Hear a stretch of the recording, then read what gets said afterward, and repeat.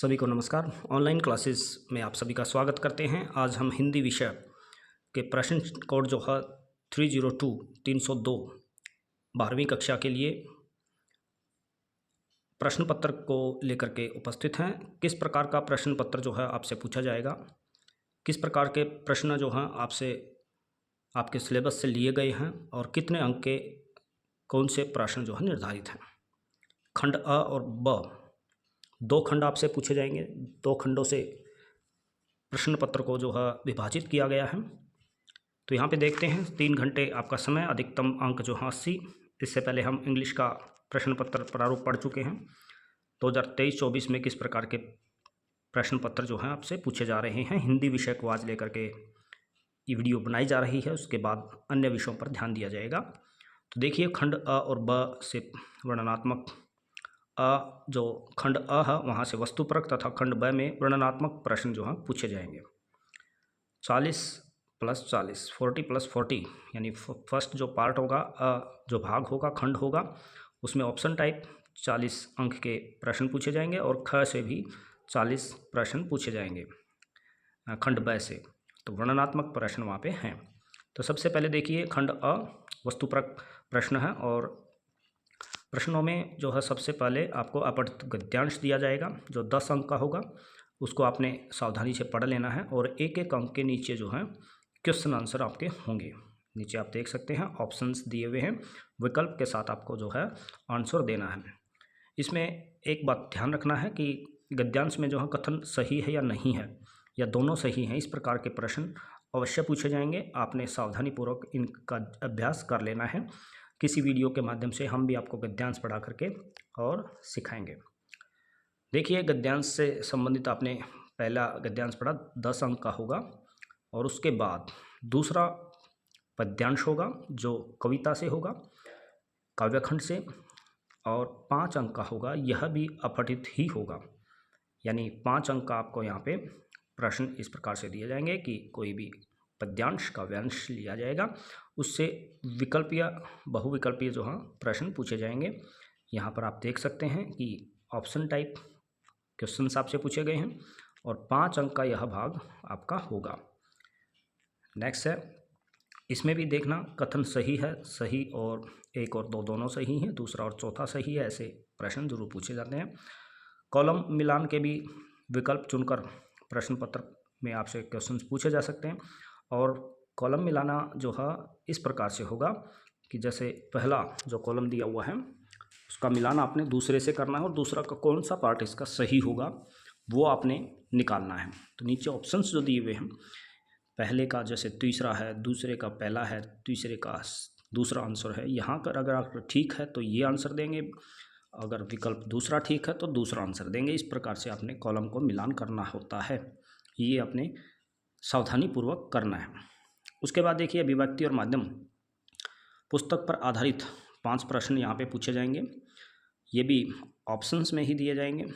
अभिव्यक्ति और माध्यम आप पता ही है, क्वेश्चंस जो हैं आते हैं, 5 अंक के छोटे क्वेश्चंस यहाँ पे दिए गए हैं और इनके आंसर आपको पढ़ के बता सकते हैं। जैसे आलेख कुछ फीचर जैसा होता है, कुछ भी दोनों में पर्याप्त अंतर है, अतः आलेख का निम्नलिखित में से विषय नहीं हो सकता। तो फीचर जैसा होता है, फीचर यानी सृजनात्मक होता है, आप जानते हैं, वस्तुनिष्ठ होता है। तो ब्रेकिंग न्यूज़, राजनीति, खेलकूद, समसामयिक इससे संबंधित हैं, लेकिन ब्रेकिंग न्यूज़ नहीं होगा। ऐसे ही ये क्वेश्चंस आपसे पूछे गए हैं। सुव्यवस्थित सृजनात्मक आत्मनिष्ठ लेखन जिसके माध्यम से सूचनाओं के साथ साथ मनोरंजन पर ध्यान दिया जाता है, फीचर लेखन कहलाता है। तो ऐसे कुल मिला के 5 प्रश्नों का उत्तर आपने ऑप्शन टाइप देना है। उसके बाद पुस्तक, पाठ्य पुस्तक से प्रश्न पूछे जाएंगे। प्रश्नों में सबसे पहले आपका काव्यांश आएगा। ऊपर जो है काव्यांश अपठित था, यानी किताब से बाहर, और यहाँ पर किताब से पूछा जाएगा। 5 अंक का होगा। नीचे जो है ऑप्शन दिए जाएंगे ऐसे ही। तो यहाँ पे देख सकते हैं आप, एक गीत से लिया गया है यह हरिवंश राय बच्चन जी की कविता, और इनमें ऐसे क्वेश्चंस थोड़े से ध्यान से करना है कि निम्नलिखित कथन और कारण को ध्यानपूर्वक पढ़िए और सही विकल्प को चुनिए। ऐसे क्वेश्चन हमेशा पूछे जाते हैं। कथन ए और कारण बी दिया जाएगा, यानी कारण आर दिया जाएगा। यथार्थ को स्वीकार नहीं करने से कवि के स्वप्न अधूरे रह गए हैं। एक बात दी गई है, कथन दी गया है, स्टेटमेंट दी गई है, उसका रीजन नीचे दिया गया है। अगर आपको रीजन सही लगता है तो आप देखिए, आप कहेंगे कथन एक का जो रीजन दिया गया, कारण दिया गया, दोनों सही हैं, लेकिन उसकी व्याख्या करता है या नहीं करता है, ऐसे ऑप्शंस भी आपसे पूछे जाएंगे। ये आप कविता ध्यानपूर्वक पढ़कर इनके जवाब देने हैं। अगली किसी वीडियो में आपको यह जो है करना सिखाया जाएगा गद्यांश के साथ। अभी अगर ये करते हैं तो प्रश्न पत्र पूरा नहीं पढ़ पाएंगे। निम्नलिखित में से अगला देखिए, गद्यांश आएगा, एक पाठ पर आधारित आपका गद्यांश होगा, 5 अंक का होगा। यहाँ पर भी आपको ऑप्शन दिए जाएंगे और ऑप्शन के आपको लाभ होंगे। इस प्रकार से ये 40 अंक का पहला जो भाग है खंड अ है, ऑप्शन में ही होगा, विकल्प आपको दिए जाएंगे। तो यहाँ पर कॉलम भी दिए गए हैं, जैसे मैंने बताया था कॉलम ए और बी का आपको मिलान करना है और इस प्रकार से आंसर होंगे, तो ये आपको करना है। अब देखिए, गद्यांश के बाद पाठ्यपुस्तक वितान भाग 2 से आधारित जो हैं प्रश्न पूछे जाएंगे, 10 अंक के होंगे, यानी ऑप्शन टाइप केवल बहुविकल्पीय प्रश्न ही यहाँ पर आएंगे। विकल्प आपको देखना है, यानी वितान से आपको केवल 10 अंक के छोटे क्वेश्चन पूछे जाएंगे, 1 अंक के, और वो भी ऑप्शन के साथ। यहाँ आप देख सकते हैं, ईश्वर बाबू दफ्तर से घर जल्दी क्यों नहीं जाते थे, क्योंकि आधुनिकता के प्रति नकार की भावना उनके कारण उनके मन में थी। संचार के प्राचीनतम 2 शहरों को आप जानते ही हैं, हड़प्पा और मोहनजोदड़ो। इस प्रकार से ऐसे 10 प्रश्नों को आपने हल करना है, और ये एक सीरीज में करेंगे तो ज़्यादा ही बेहतर होगा। एक सीरीज में जो है कथन अच्छे से किए जाते हैं। और इसके साथ आप देख सकते हैं यहाँ पर भी कथन और स्टेटमेंट जो है दी जाएंगी, जैसे कथन 1, कथन 2, कथन 3, कथन 4। सही विकल्पों को आपने चुनना है पाठ के आधार पर। तो यहाँ कथन तीनों सही है या 2 सही हैं, या इस प्रकार से निशान लगा सकते हैं, आंसर दे सकते हैं। ऐसे अब आपके 10 प्रश्न के बाद खंड ब शुरू होगा। वर्णनात्मक प्रश्न जहाँ पे होंगे पूछे जाएंगे, 40 अंक का यह भाग होगा, और इसमें आप जानते ही हैं कि शुरुआत जो है किसी विषय पर रचनात्मक लेख से की जाती है। 6 अंक का होगा, 3 ऑप्शन दिए जाएंगे। जिस प्रकार से आप निबंध लिखते रहे हैं 10वीं कक्षा में, वैसे ही यहाँ पर कोई एक विषय दिया जाएगा, टॉपिक दिया जाएगा, उस टॉपिक पर आपको लगभग 120 शब्दों में लिखना होता है। जैसे डिजिटल युग और मैं, परीक्षा तनाव के कारण व इसे रोकने के उपाय, उच्च शिक्षा हेतु छात्रों का विदेशों को पलायन। इनमें से एक को ही आपने हल करना है। 6 अंक का ये होगा। जनसंचार और रचनात्मक लेखन पर आधारित यह प्रश्न होगा खंड ब से। 40 अंक का खंड ब होगा। अब देखिए, हम अभिव्यक्ति और माध्यम से बड़े प्रश्न भी यहाँ पे 2-2 अंक के पूछे जाएंगे। कहानी के नाट्य रूपांतर में संवादों के महत्व पर टिप्पणी कीजिए, अथवा नए और अप्रत्याशित विषयों पर लेखन के संदर्भ में मैं शैली के प्रयोग के बारे में क्या मान्यता है। दोनों में से एक आपको करना है। ऐसे ही दूसरे ऑप्शन में दोनों में से एक आपको करना है। तो इस प्रकार से यह 4 अंक का होगा। उसके बाद देखिए, 3-3 अंक के भी अभिव्यक्ति और माध्यम से प्रश्न जो हैं पूछे जाएंगे। प्रश्न संख्या 9 में आप देख सकते हैं 3 क्वेश्चंस दिए हैं, और 3 में से 2 आपको करने हैं, जो 6 अंक के कुल होंगे।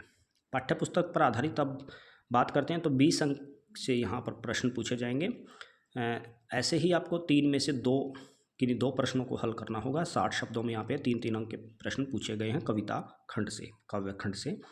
और उसके बाद पद्य से पूछकर उसके बाद गद्य से यानी पाठों से आपके प्रश्न पूछे जाएंगे। 3 में से 2 आपको हल करने हैं। यहाँ पर भी 40 शब्दों में लगभग आपको उत्तर देना है। 2-2 अंक के होंगे और 4 अंक इसके निर्धारित किए गए। ऐसे ही प्रश्न जो हैं 3 जो है प्रश्न देकर आपको 2 जो है प्रश्नों का उत्तर देने के बाद हमारी प्रश्नों को उन्होंने बांट दिया है अलग अलग खंडों में। निम्नलिखित प्रश्नों को पढ़कर 2 प्रश्नों के आपने उत्तर देने हैं। यहाँ पर भी आप देख सकते हो कि अम्बेडकर समता को कल्पना की वस्तु क्यों मानते थे, कहानी पहलवान की ढोलक व्यवस्था के बदलने के लोक कथा, कलाकार के अप्रासंगिक हो जाने की कहानी है। तो इस प्रकार से 3 में से 2 प्रश्न आपको हल करने हैं। पूरक पाठ्यपुस्तक यानी वितान से प्रश्न यहाँ पे 2-2 अंक के पूछे जाएंगे। शुरुआत होगी, 2 प्रश्नों को आपने हल करना है, 3 आपको दिए गए हैं। इस प्रकार से यह 40 अंक का यानी 40 मार्क्स का खंड ब होगा और 40 का ही खंड अ होगा। अब आपको प्रश्न पत्र का प्रारूप ज्ञात हो गया है। अगली वीडियो में हम गद्यांश को या काव्यांश को पढ़ करके उसके उत्तर कैसे निकालें ये सिखाएंगे। तब तक अपने चैनल से जुड़ जाइए और दोस्तों को शेयर करें। नमस्कार, आपका दिन शुभ हो। सब्सक्राइब कर लें। धन्यवाद।